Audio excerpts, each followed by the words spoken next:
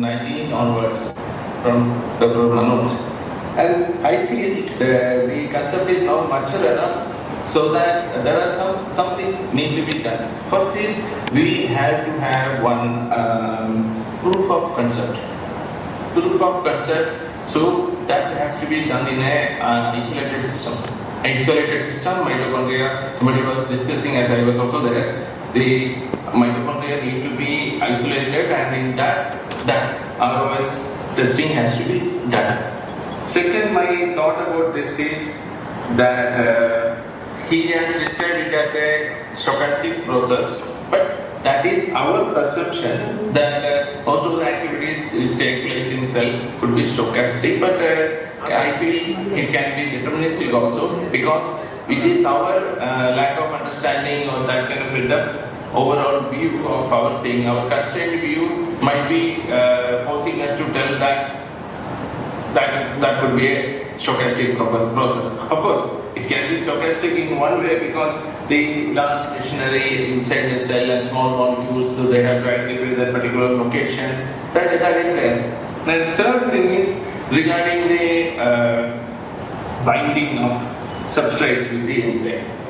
Yes, that need not have to be exactly locality, because always it is said that that was what originally proposed by Fisher's model.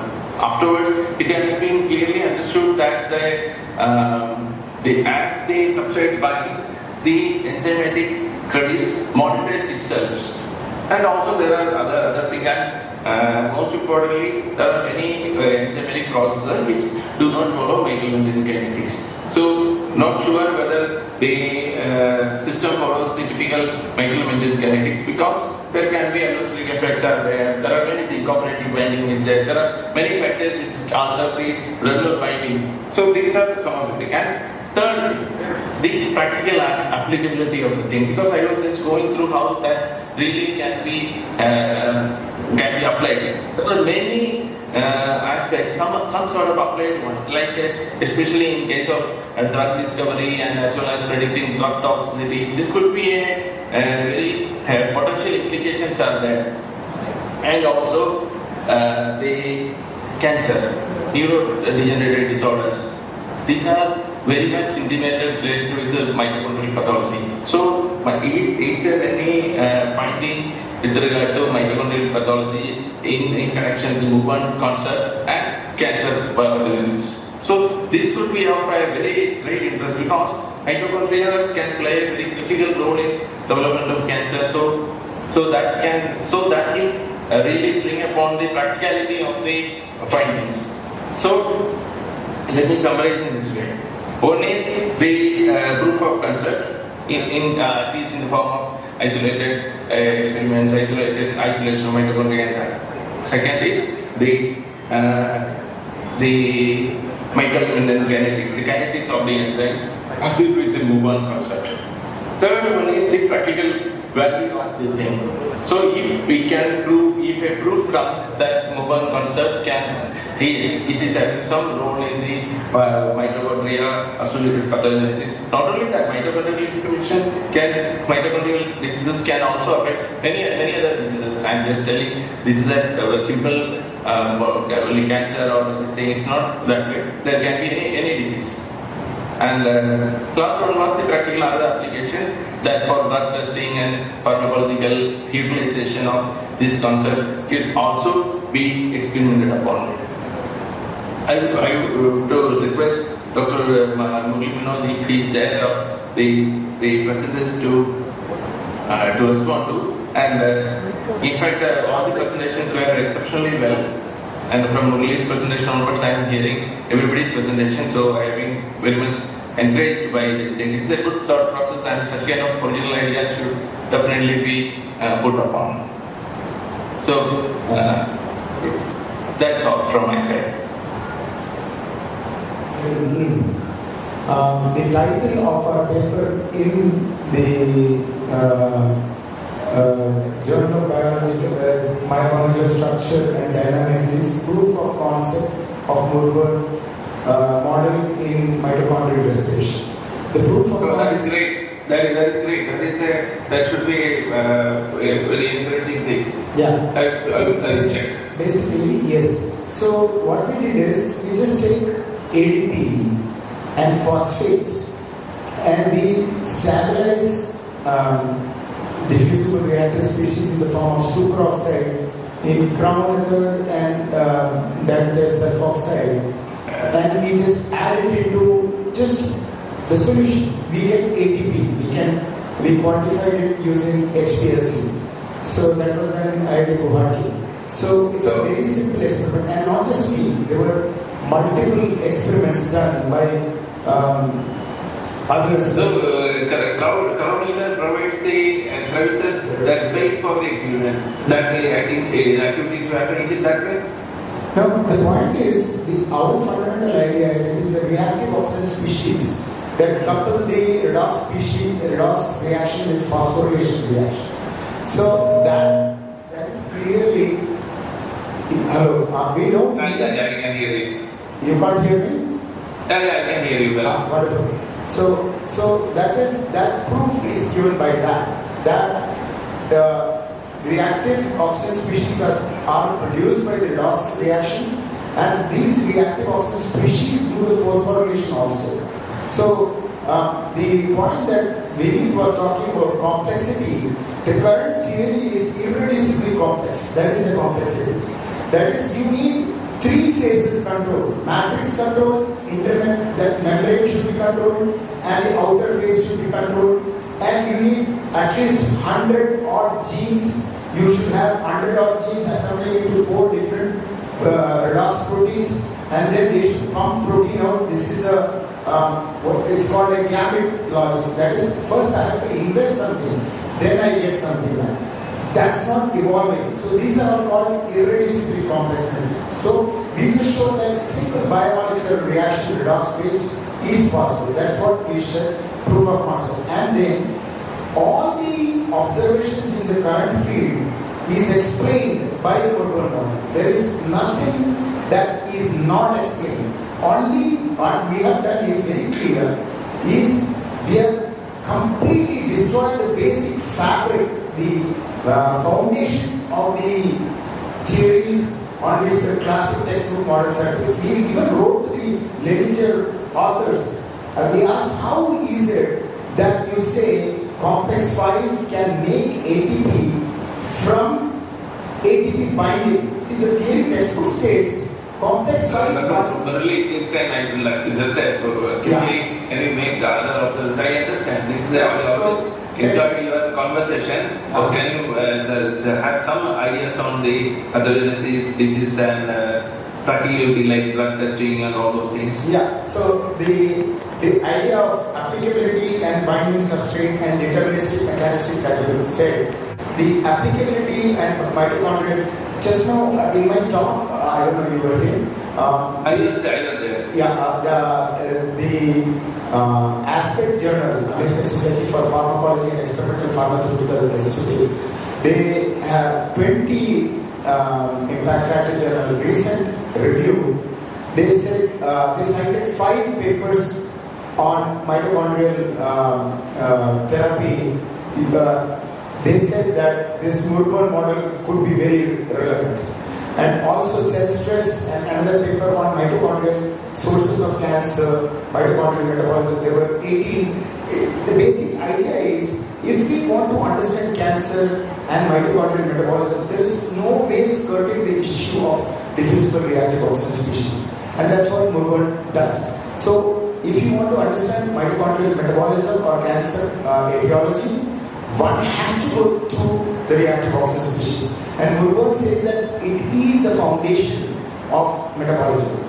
So rather than saying that this is bad, we have to say why and when it becomes bad. No, it is not the question of it is bad. I tell you the other way. If ROS plays a very key role in the disease formation, if ROS could be utilized elsewhere, so scavenging of ROS, that is the Mohanan concept, can play a very major role in curation of those kind of therapeutically. It might be so important.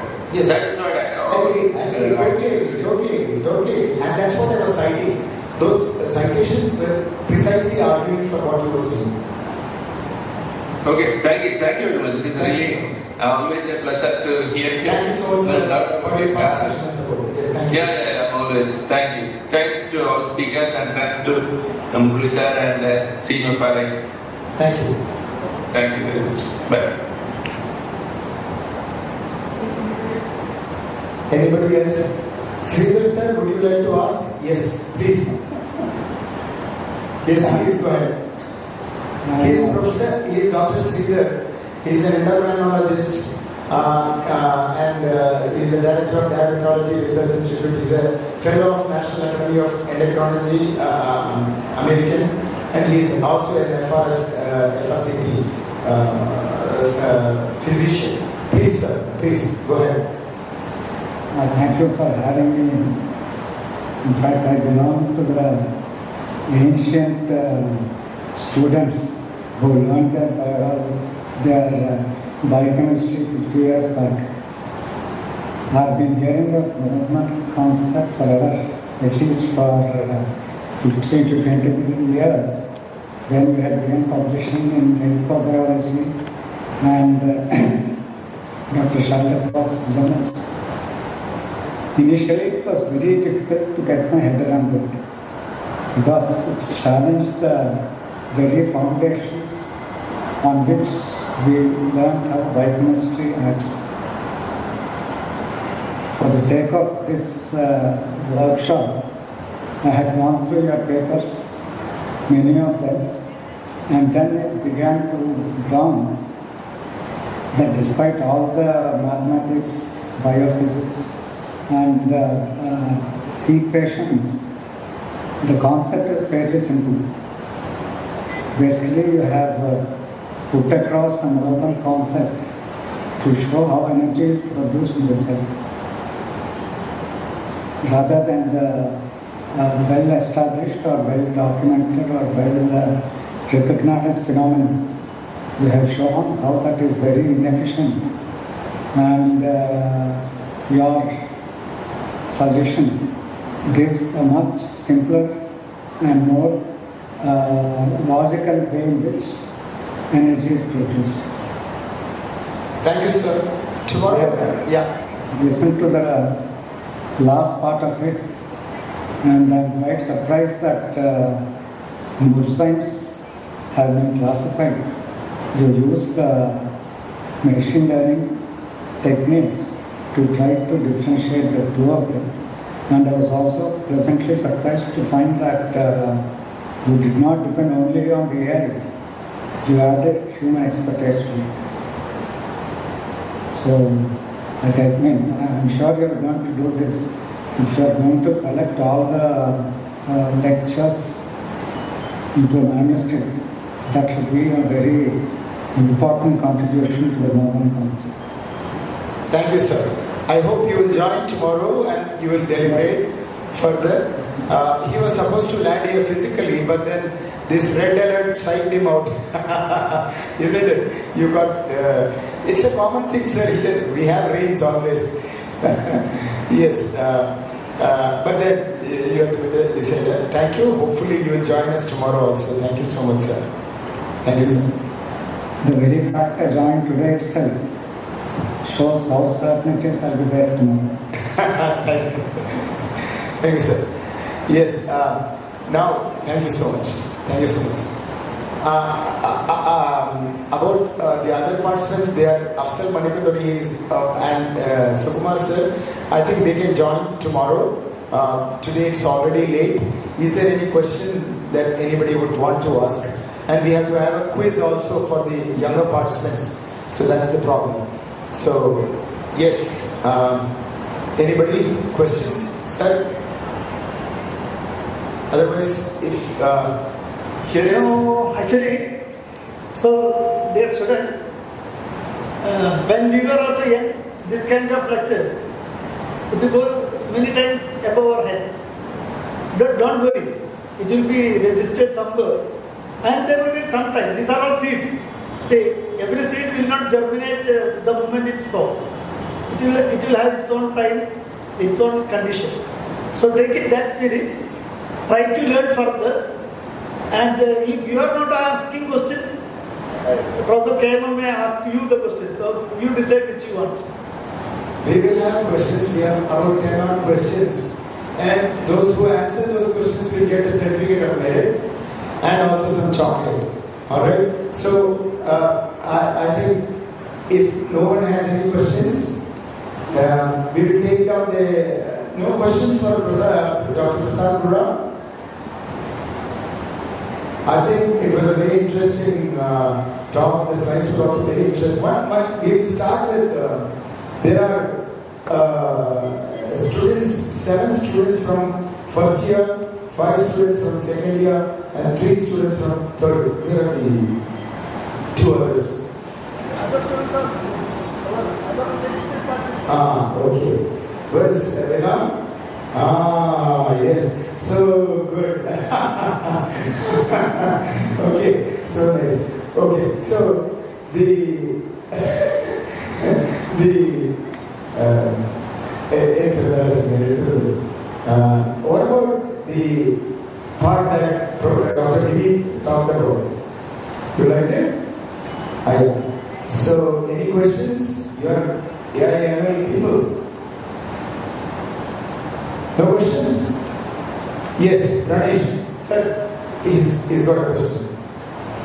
Pranesh Subramanian. Classification.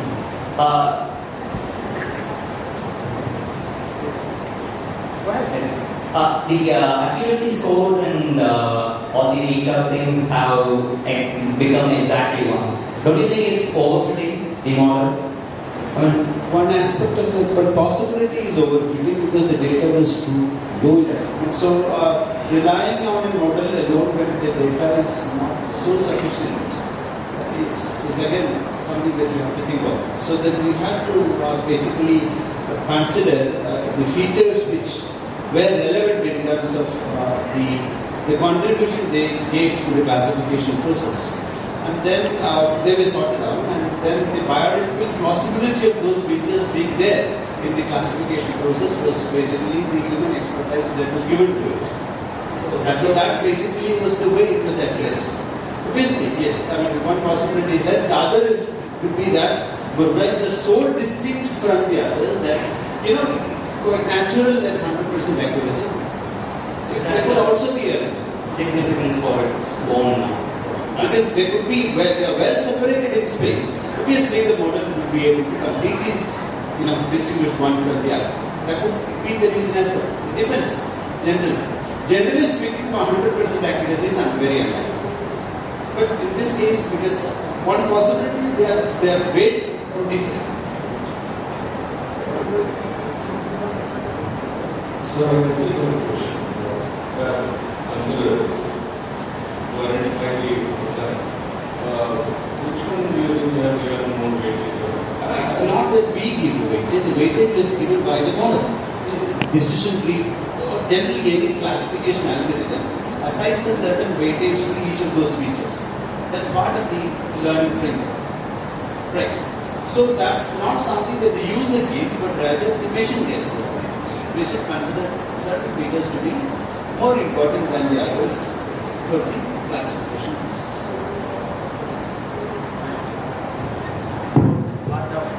Yeah, so Actually, that file is actually there with me. It's in my laptop, obviously. I think he was the feature with the highest weightage. He was the feature with the highest weightage, which I think is biologically also true. So the algorithm is rightly picking out the right features. even I was thinking it should be heme or maybe unacceptable. Heme was the highest. Yes, heme was the highest.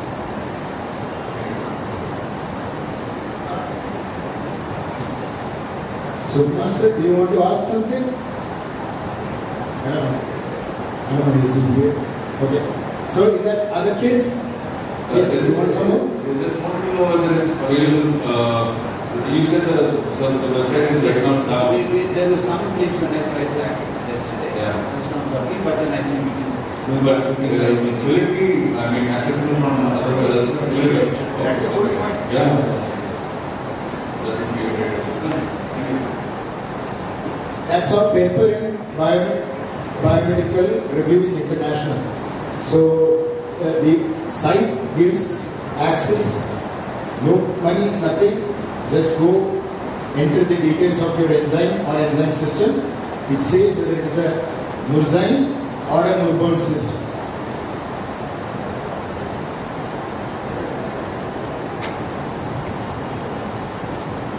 Can I go to the quiz? I go to the quiz. With AI. What is the purpose in the context of Dr. Vinit's lecture that you witnessed today? What is the context? Why did he say passing enzymes with Murburn model or AIML for enzymes or Murburn system? Why is it important? What is the context? Yes, please. A student in Venugopal. So why we need to pass? Because we need to know the machine basically need to know quantitative aspect of the. He says machines need to know what to do. So machines basically need to know how protein or how enzyme works quantitatively. Is that the purpose of undertaking the no. Yeah, I know. You deal with these solutions or else I can tell him, but then you all should become a part of this. So I'm afraid, no? You have not articulated. Please articulate properly. Basically, the purpose was. No, please answer. Yes, he has not yet come to the answer. Can anybody say, articulate? His slide was very explicit.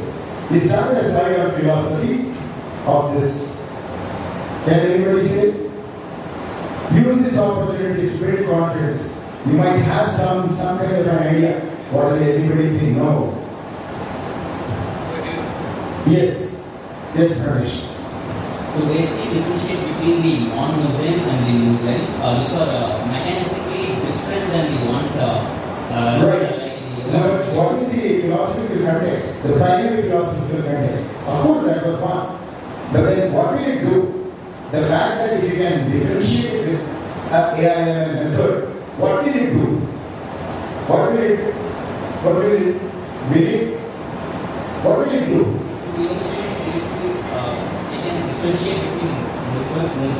No, that is fine. That you can. But what is the ultimate philosophical agenda behind it? further scope behind beyond. No. Yes, right. I'm looking for what we said as a reason. Then you can differentiate, no problem. That isn't the question itself, what you're saying. That's not it.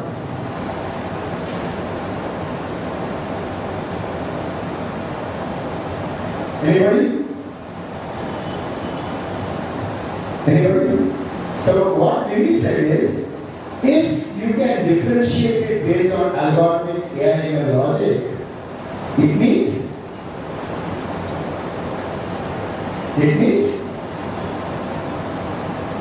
there is a differentiating logic, and that fundamentally justifies the Murburn model. You understand? That's the logic he put.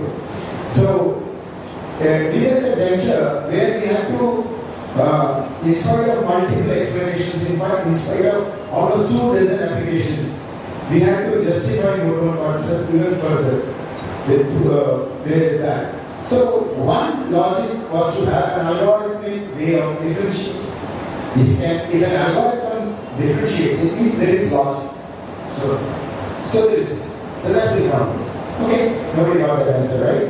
So next question: what is the difference between SIP, please? Yeah.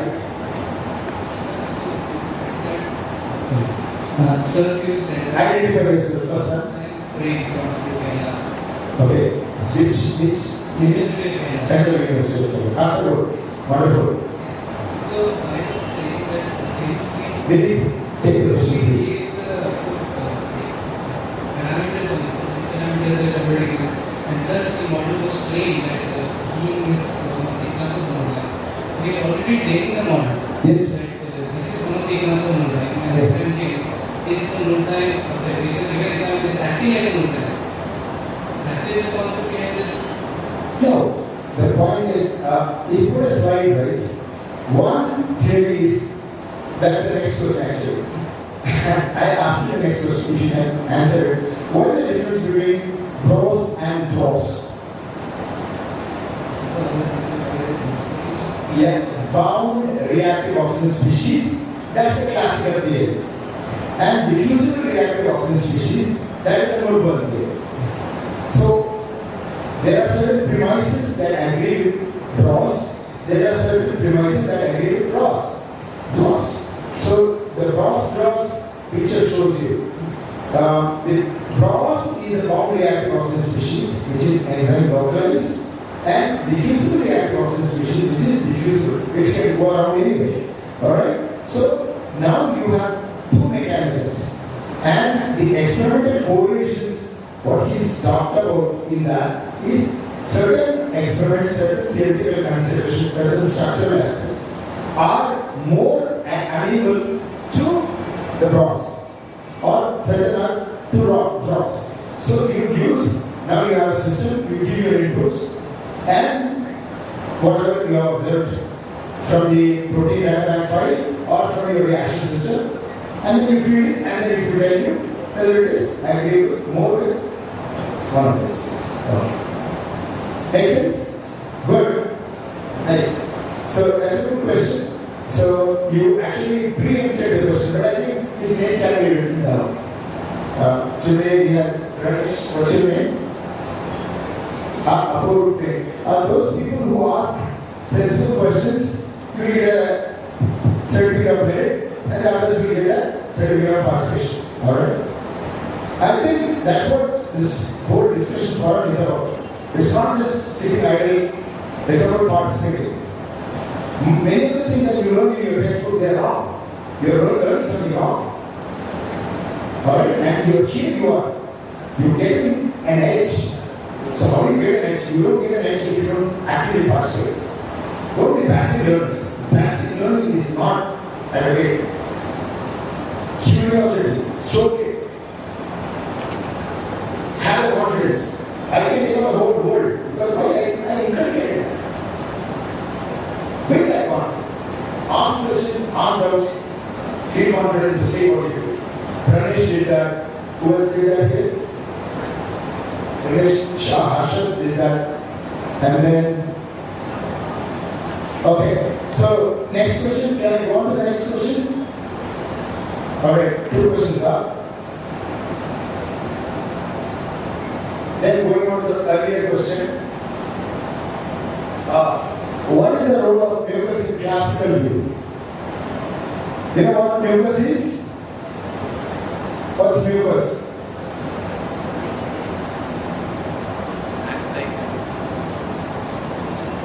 And mucus acts like a protective layer for something in a classical.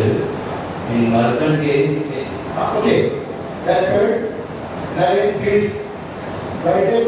Sir, narrate. Narrate. Ready. Narrate from our. So it's a protective view. Protective defense view. Okay, that is the classical view. What is the role of mucus in the Mohanan view? Okay? So, it acts as a body system, diffusible reactive response. No, it does not. We did say that. Did Prasad say that it can create cross? No, he didn't say that. So, DROS can act as something which is very important in one concept. Yes, but then what is the context in mucus? Okay, so you're not getting there. So who else? The models, what are the models that he said? In frog eggs, the model, and then also in human cervical, vaginal. Yes, who else? Yes. Starts with M. Moderator. Yes. Regulator, little more control comes in. Something like, you can have a nuclear reactor. If you put a rod in, install a moderator. To control it, regulate. Regulation is more. Alright, good. So, yes, Ritik, that's good. It's a moderator. It's not a generator per se. Right? So, you see, there is something called tribochemistry. Have you heard tribochemistry? When two things meet mechanically, why does it get heated up? Because radicals are produced. From pointers to basic things, movement is involved. So when you catch a fish, it produces that mucus. That mechanical friction to avoid, you get friction gives grip. To avoid that, you produce mucus. So you can escape. That's an evolutionary simple cube. Segregate a few molecules, it quickly gathers water, it becomes a gel-like thing which can easily slip out of the evolutionary action. Very simple. From there to reproductive to multiple phases. So mucus is also involved in hormone physiology. Alright, so we got the next two questions and we finish next 2 questions. We'll finish. So give one reason why classical theory is questionable regarding oxygen. Sorry, I'll start now from the other.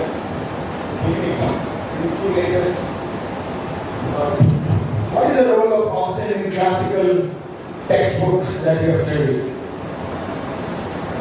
What is the role of oxygen? Yes, sir. Yes. Yes, sir. Identify yourself, sir. My name is Okay. So, in classical, it is oxygen acting as an electron spectra. Because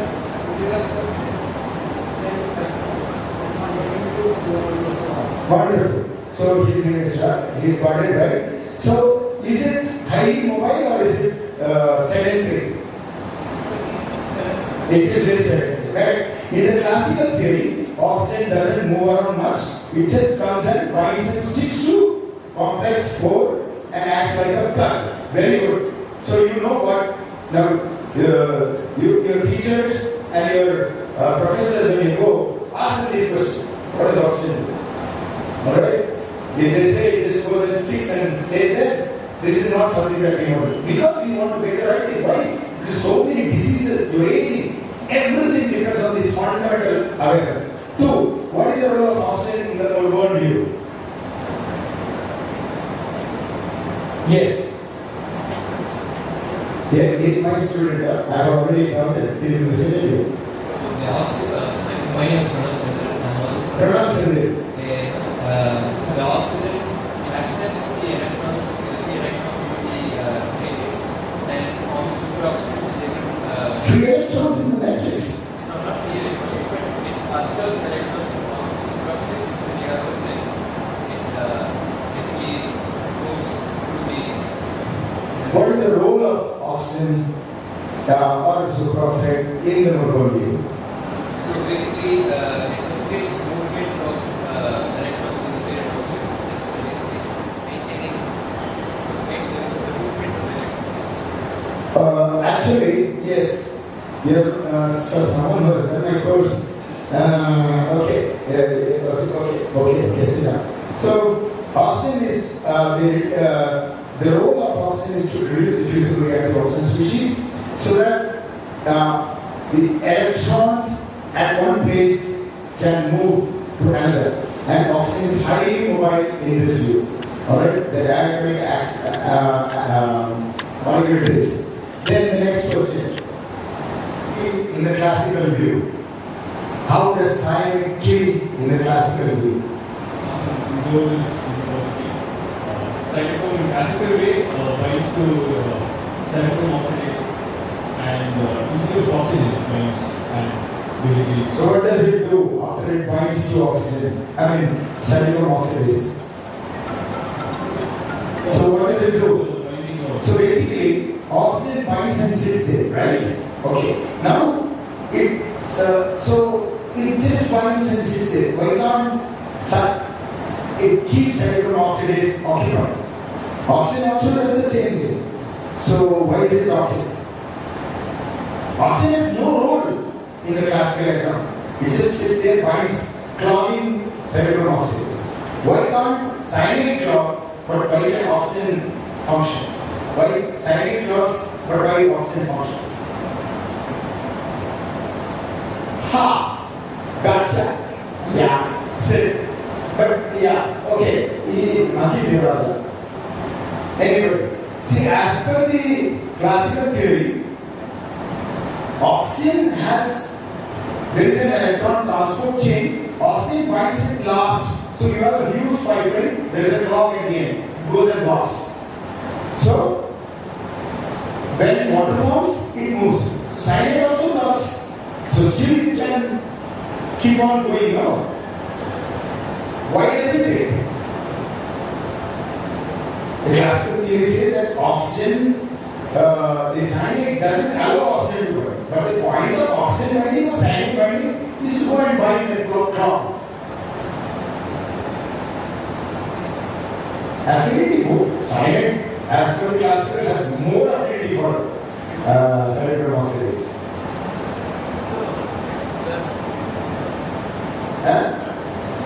Does it remove the cytochrome oxidase from the matrix? No. Out of the matrix.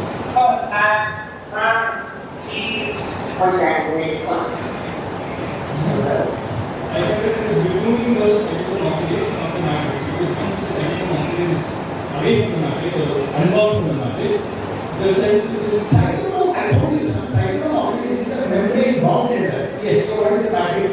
Where are you talking about? Okay, membrane, sorry. Membrane, okay. Once it is coming out from the membrane. What? Cytochrome oxidase. It's not coming out. It's sitting in there.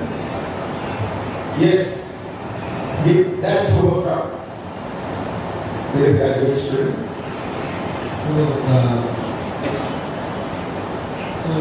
Cyanide disposal oxygen right in complex source. So basically that resulting in flow of electrons which is halting the aerobic respiration and that according to classical theory is halting complex stability. The ATP is underproduced. The reason cyanide is toxic and the classical view. As per the classical view, oxygen binds and it receives electrons. Cyanide cannot receive it. That's what you're saying. That's the argument. Alright? That's the argument. Did you get that argument? I asked the question in a different way. So, you need to be discussing with me that you can discuss among yourself always. The way of clear thinking, facing people, all that comes to this exercise. You 30 people, you can sit together, always sit and talk. But this is where you put your confidence to test. Alright? That's it.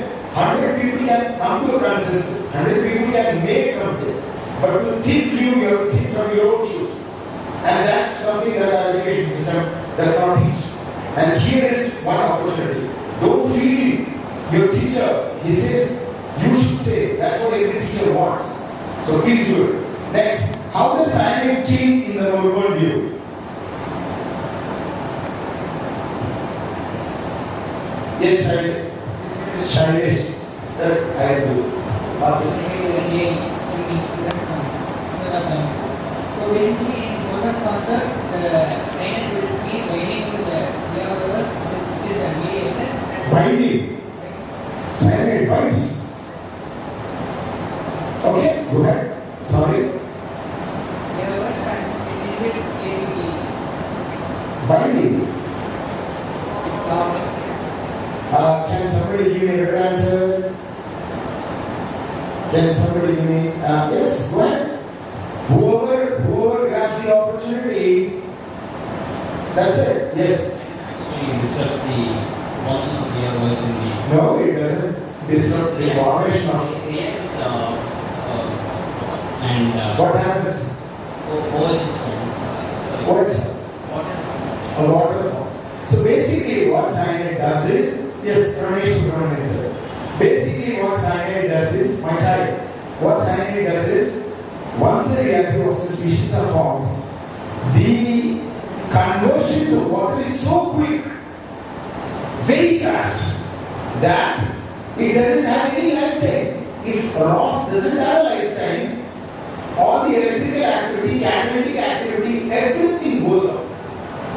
So oxygen is not needed for us. The reactive oxygen is what is it? Species. That is the fundamental awareness.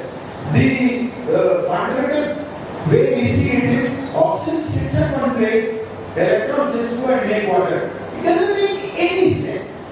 Alright? So that's the whole point of our talk. Please understand. It's act through. Okay. Give one reason why classical theory is questionable from my talk. Give one reason why classical theory is questionable of oxygen use. Yes. Even if you don't know the answers, if you take the opportunity to speak, you are making a change to yourself.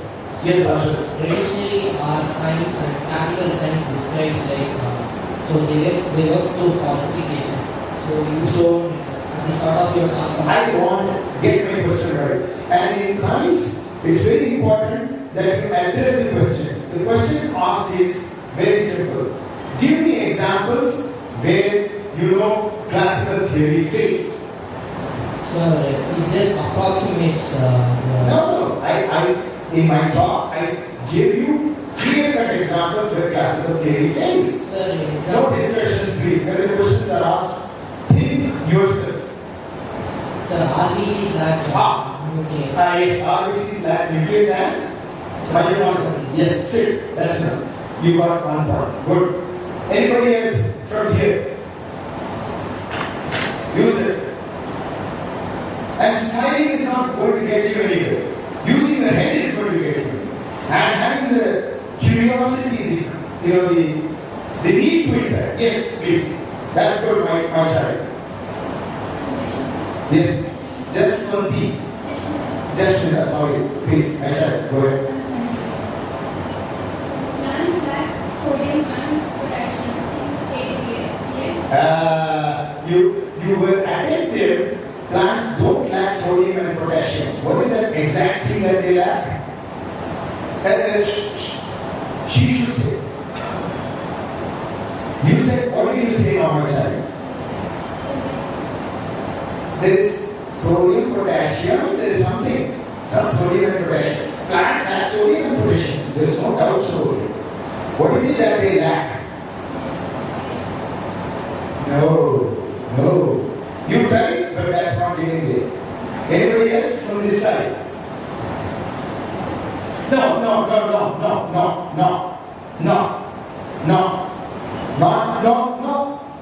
Not when I ask the questions. That's when you think. That's not when you talk. I'm very particular about this. Why?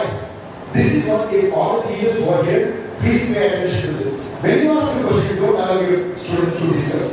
If that happens, they are not thinking. They are just dissipating. You need to think within yourselves and you need to be coming out with something.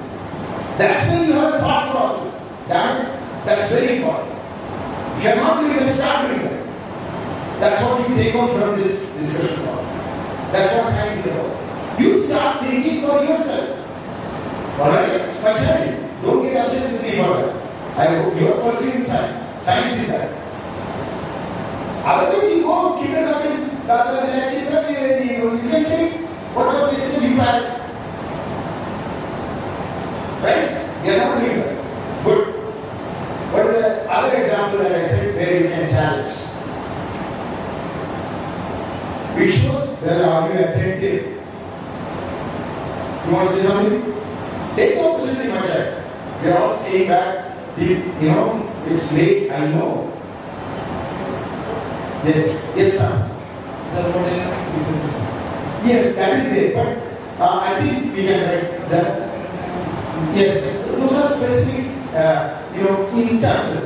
In one slide, I put 3D figures. Remember, one was about erythrocytes lacking nucleus and mitochondria. Yet it survives 120 days. And then Vasudevan said, oh, it was something that was even perplexing me when I was a student. At your age, when I studied these things, I thought it was not possible.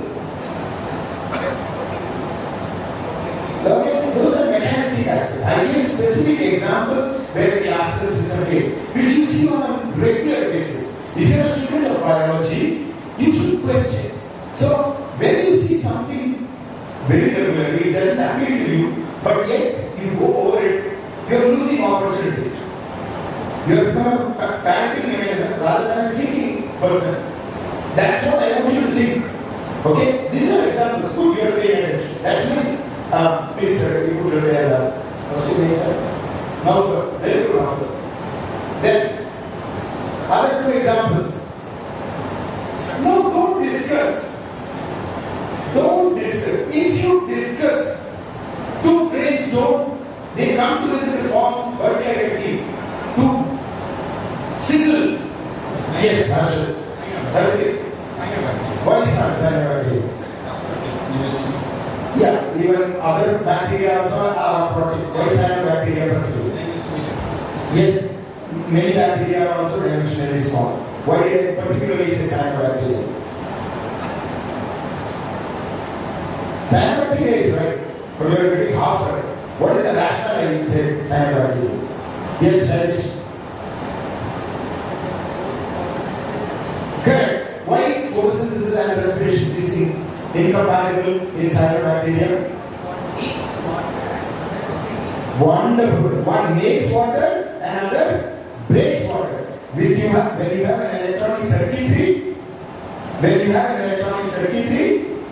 with common element, it cannot work both directions. It will not work both directions. Only the thermodynamically downhill one will work, the uphill one won't work. Which one is the uphill one in those two? Respiration or photosynthesis?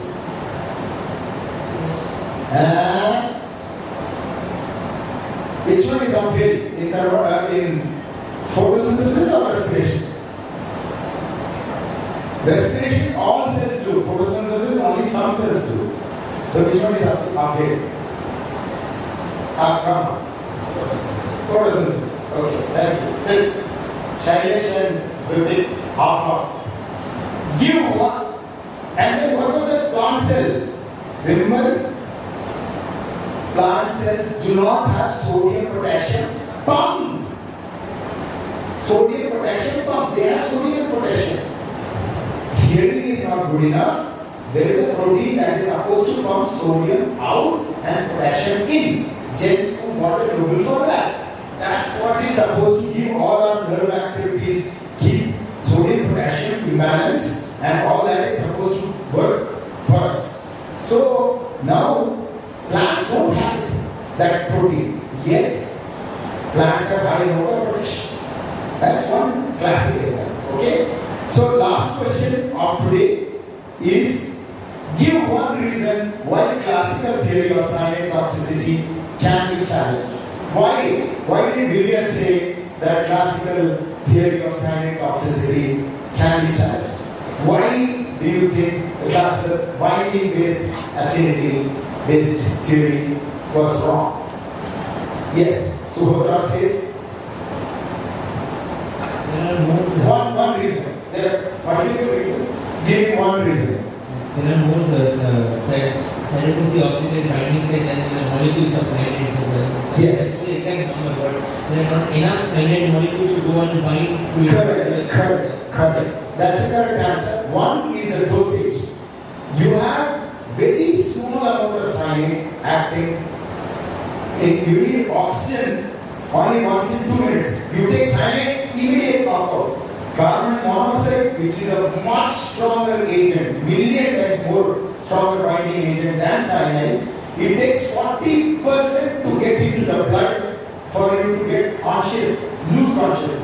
Cyanide, you have 2.5 to 3%, your blood, there is no return ticket. Alright? So, why is a binding based rationale? The stronger binder not able to kill even at 40%.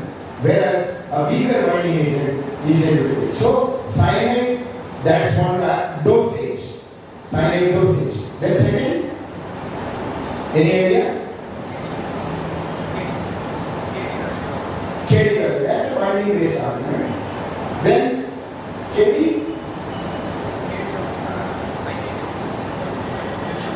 Yeah, that's a primary based argument. There was another argument, quantitatively he said KD is Km, I don't think you know. Okay.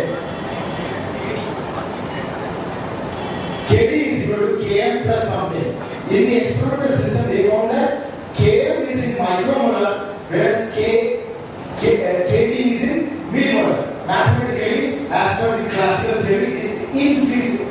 That's not admissible. Correct. But then you did not articulate it properly. Okay? So kinetics, what was the kinetics part? Classical, why not in classical theory explain kinetics? Alright, no problem. Classical theory, if it were to binding based experiment, if you do, the binding based is too slow, it will take longer time, but signing it also in seconds, right? Kills you. Alright, thank you so much. That's good. So, today's, we have got some written names. These people will get certificate of merit, other will get certificate of participation. As just a way of us to tell you that when you sit here, you're paid, you have come so far.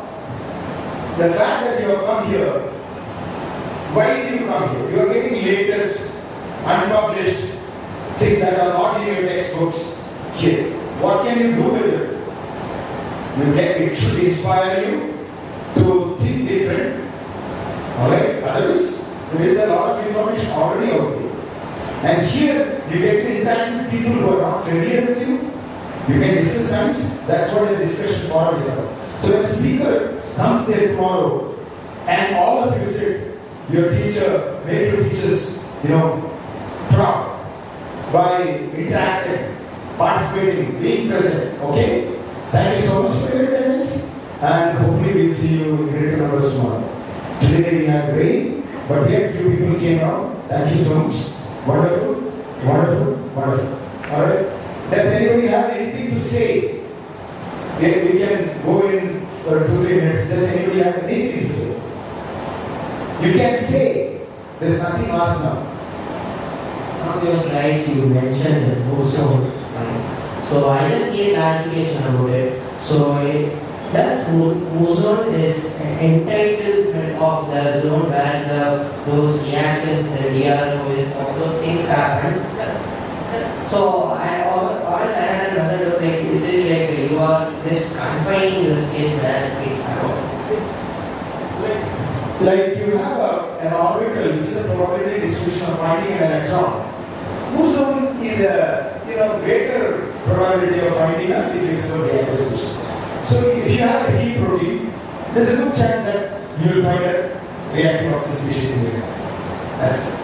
That's ozone. There's something. What are you? Let I go. My name is Maya. I am assistant professor from UNIC College. This was a good session. We have already know the electroscopic model. That is new concept to me.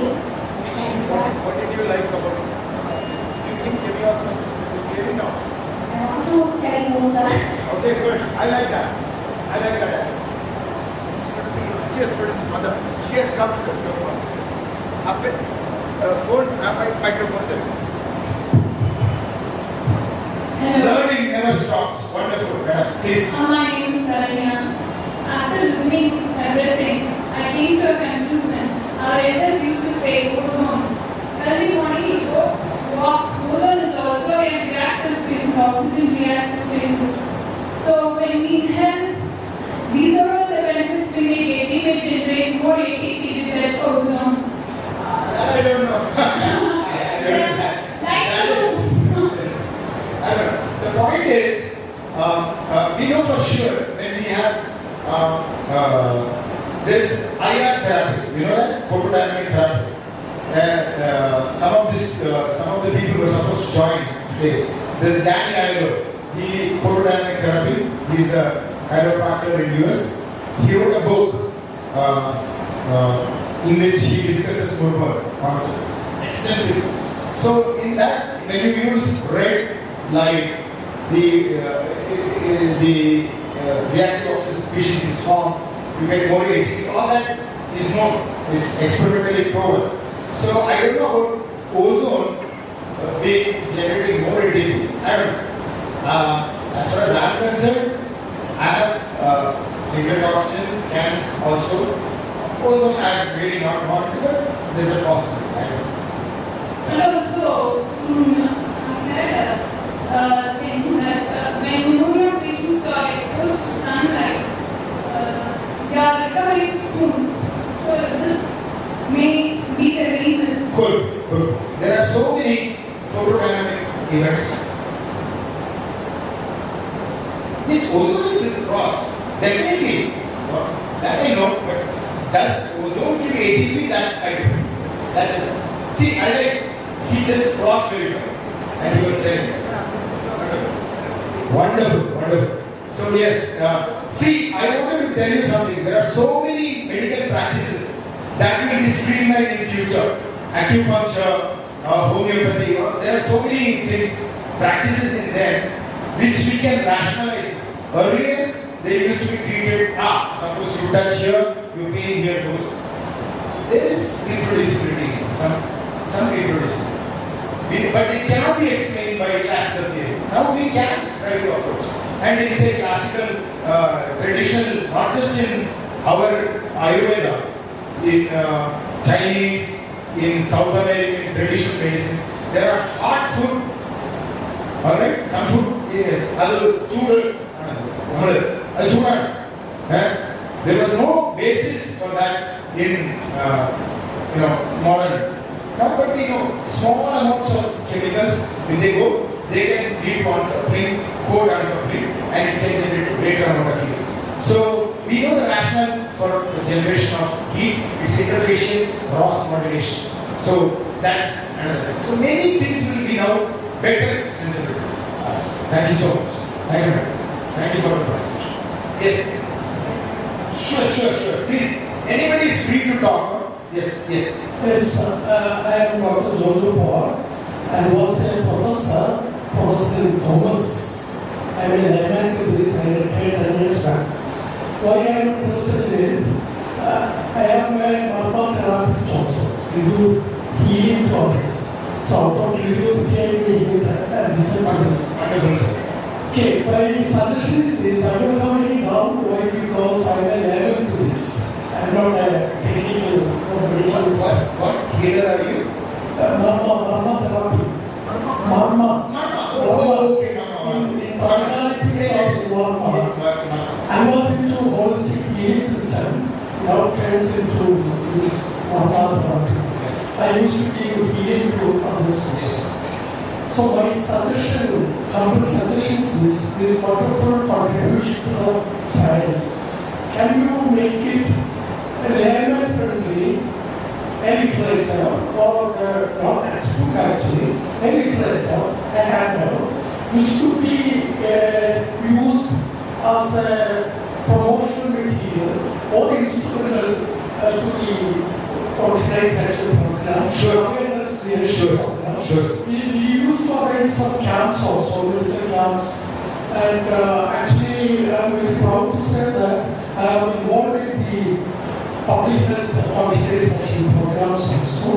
So if we get some atoms of that in a very vernacular language or in layman's language, it will be very useful. Thank you, sir. This is taken actually. Venugopal sir has got a journal called Shastra, which is released by Swadeshi Science Movement, Kerala, and I had actually written it was as simple as possible for me, but we will try to make it even more accessible and approachable. Yes sir. I understand totally. Yes. We did that. The sir had generated this. This is a very legitimate suggestion. Yes, definitely. Anybody else wants to say something? Yes, Febin. Febin is my student from Mala in 2007. Yeah. Very interesting lectures. One question for you is like we know about antioxidants. Yes. There was one mention in one of the slides. Yes. So the purpose of antioxidant is to actually inhibit the response of superoxide or the antioxidant species. Yes. So our system already having antioxidants. Inbuilt antioxidants are there. Antioxidant enzymes also. Enzymes also there. And proportionally now medical science we additionally give the patients or like in supplementary industry we additionally give antioxidant in addition. For example in corona during time people used to give supplement with vitamin C or like a lot of things. So like in the model what you mentioned, the reactive oxygens are very important for propelling the reaction further. So it is important for all of your research. Yes. So one we are debating that it will be helpful for moving the reaction forward. And the other side, in our system, it is having antioxidant, and if you are giving in a supplement for additional antioxidant, it will not suppress the others. Like how the body will react. Very good question. Whole world is going for antioxidants. They did research. You give too much antioxidant, it is counterproductive. Alright? So the point that I stress there is how, in what amount, in what place, at what time. These three things determine whether it is good or bad. So when I was working in US, I don't know if you recollect it, I said that my job was to minimize the loss during drug lead optimization. So I said if you take away the loss, the reaction doesn't. What happened is there is some enzyme called superoxide dismutase. So they used to add this superoxide dismutase to eat away the superoxide. So they thought that superoxide is not needed. But then what they did is they say vitamin C is a superoxide scavenger. So I put vitamin C, nothing happens. But I put a fatty acid substitution. Just move the raw scavenger to the membrane area, boom, the reaction starts. So where it produces, how much it produces, and at what time it produces, that is it. So the diffusion reactive species production is sustained release dynamics. There is not bulk production. That bulk production happens in a very uncontrolled way during cancer states and all those neurodegeneration. That's when it goes on. That's when it goes on. The research is already there. It gives neurotransmitters and all that antioxidant. It doesn't go properly. So oxidative stress is Venugopal and other people used. Oxygen was seen primarily giving rise to this reactive oxygen species was seen as a toxic waste product. Oxygen in itself, zero value. Oxygen becomes diffusible reactive species. You have electrical activity, mechanical activity, thermal activity, chemical activity. That's what you need us. ATP is just a part of the picture. ATP is just a part. I'm not going to undermine ATP because I have explained ATP formation. We have explained ATP formation. But ATP, currency, you take currency. What can you do? Money can't buy you. There are some other things also. Just like in society. ATP is seen as an arranged currency. Now in society, can money buy you everything? No. There are human relations. So why is police sitting here? Why is parents sitting here? They are not sitting here for money or anything. There is some other purpose. So similarly, certain other things get done self, not just for you. You have to explore all that, so many things. Alright, anything else? Otherwise, we know. Yes, the Rishikesh.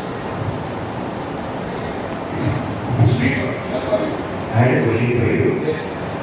Sir, if the mitochondrial complex 1 is isolated and buffered at pH 7.4, and if the ADP is maintained, can we obtain ADP if ROS is applied? And if that is possible, which... Sorry, can I repeat? In the middle, one leader said something I lost track. Alright, I'll repeat it. So I'm asking whether if mitochondrial complex 1 is isolated and buffered at pH 7.4 and ADP is maintained, can we obtain ADP if ROS is applied, and which type of ROS catalyzes ADP possibly? Oh yeah, wonderful. I actually said that Kathleen Mayer had actually done an experiment where she took in 1980s and she took mitochondrial same buffered system and she gave only xanthine and xanthine oxidase. Xanthine and xanthine oxidase generate superoxide. So ATP production goes up. So clearly you don't need any gradient, clearly you don't need anything other than cross. Not just that, another European group took the same thing in erythrocytes. In erythrocytes also ATP production goes up. So superoxide when it is present, it can generate peroxide, hydroxy radical, all that. So which one? The theoretical treatments show superoxide is capable, hydroxyl radical is capable, all. So feasibility is there, lot of feasibility. Alright? Okay, my second question is, you talked about the ROS and its role in ATP production. You said ROS is pretty, not good for the cell in high quality. So if you mention that inside the cell, ROS is there, ATP can elevate, extreme amounts of ROS can also damage the cell. Sure, yes. So what can you say about that? Yeah, that's what I'm saying. I said clearly that anything in the right amount, at the right space, at the right time is good. You like glucose, don't put it in a place that it is not supposed to be. It will be toxic. Same is with ROS. I just said that. Alright? So ROS at the wrong place, wrong amount, wrong time is bad. So is every other molecule. Every other molecule in your system, wrong place, wrong time, wrong amount, bad. So is ROS. I say ROS, I don't say always ROS, I say diffusible reactive species. Because in anaerobic system, you don't have oxygen-centered diffusible reactive species. So I want to encompass the whole. You imagine something happens here. How does the cell know here? The whole cell react. The only way is the electronic connection to the diffusible species. Obviously, it is imperative that diffusible reactive species restructure things, communicate things, electron transfer. The only force that works at our level and the physics that life is electromagnetic force. So, oxygen works. He corrected me saying you should use electrostatic.